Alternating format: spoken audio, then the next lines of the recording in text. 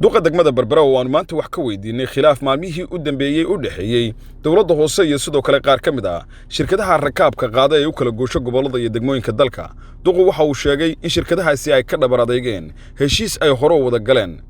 degmada Berbera kaasi oo ku aadanaa in ay shirkaduhu u guuraan 15 bishii aynu soo dhaafnay xarunta cusub ee lagu talagalay inay gaadiidku ka baxaan taasi oo ay dawladda hoose ee Berbera ay ku hawlaneyd sanadadii u dambeeyay Berbera Terminal Bus Station. waxa uu sheegay in shirkadahaasi ay sharciga iyo heshiiskaba ay ku gafeen isagoo sidoo kale gudoomiyuhu ka hadlay goobtaasi ay u diyaariyeen mashruucii ugu weynaa marka wadooyinka laga reebo ee madaxweynaha qaranku xariga ka jaro waa madaar dhameystiran oo lagu talagalay gaadiidka ilaa iyo maalintii madaxweynuhu ka jaray marba xaalad ololihii baa la galay doorashadii dhamaatay marka doorashadu dhamaatay waxaan xiriir la sameynay xafiisyada degmada waxaa u diiwaan gashan 7 ka shaqeeya gaadiidka dadweynaha 7 ma sharci ka ah 7 xafiis baa ka furan 7 xafiis waxaan u sameynay kulan waxaan u sheegnay in la furayo waxay jeclaysteen ku celceliyeen in waqti la siiyo waxaan ku nidhi afkiina idigu qabsada waxay ku celiyeen qayb ka mid waxa tiri 3 toddobaad qayb ka mid waxa tiri 2 toddobaad qayb ka mid waxa tiri 7 toddobaad marka isku celcelinay waxaan ka isla garanay in 15 casho muddo 15 casho la siiyo 15 bishii August ayay kaga dhamaatay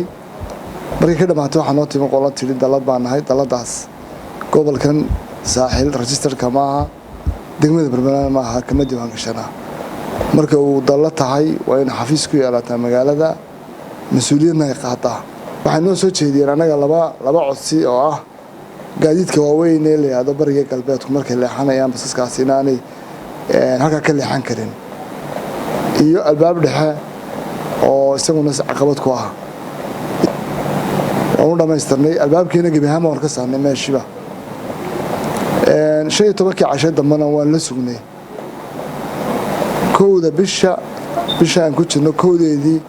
oo dhaqan gal hadina guuraan markay u guuri waayeen talaabada koowaad ee dowladdu qaasa weeyaan qofku wuxuu kaga ganacsadaa degmada sifa sharci qof xafiis iska furan kara ama dukaan iska furan kara aan cashuur bixiye ka ahayn degmada ma jiro waxaan u sheegnay haddii maalinta bishkood uu guuri waayo inaan ruqsada kala noqon doono albaabadan u xiri doono duqa degmada Berbera ayaa waxa uu ka hadlay talaabada ay uga wareegi doonaan haddii ay shirkaduhu ku adkeystaan go'aankoodaas waxaan keeni doonaa gaadiid degmadu leedahay bilaasha oo dadka magaalada gudaheeda ka shaqeyn doona ama qiimaha ay dadku qaadaan qiimo ka hooseeyo aad u hooseeya oo degmadu iska leedahay inaan degdeg u diyaarin doono tarmiinka noo shaqeyn doona dawladda hoose ee Berbera iyo sidoo kale 8 shirkadood oo ka mid ah shirkadaha basaska ee u kala goosho gobolada iyo degmooyinka dalka ayaa heshiis ku kala saxiixday halkan oo ah dawladda hoose ee Berbera kowdii bishii 8aad ee 2021 Mukhtaar Cabdiraxmaan Maxamuud telefishinka qaranka Soomaaliland Berbera.